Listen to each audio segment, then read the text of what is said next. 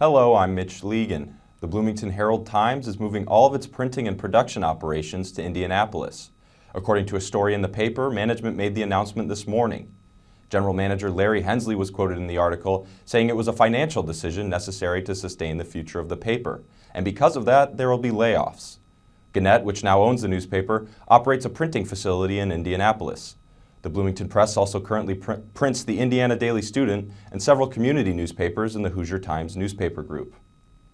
Legislation to extend Indiana's Election Day voting by 2 hours to 8 p.m. got a hearing this week in the House Elections Committee, but there's no guarantee it'll get a vote.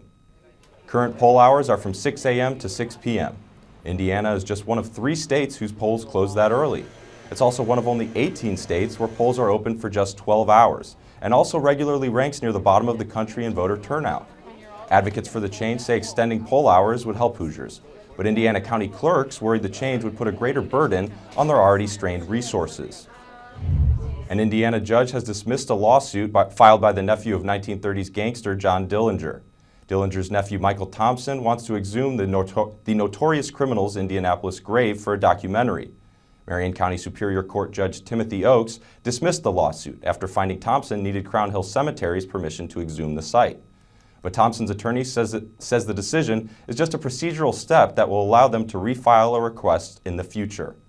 And now let's take a look at tonight's weather. Our rain is going to stick around with a low of 59, and there will be more rain tomorrow with a high of 61.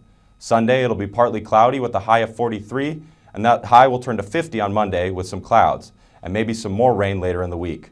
For more news, be sure to go to WTIUnews.org and be sure to catch Indiana News Desk Fridays at 6.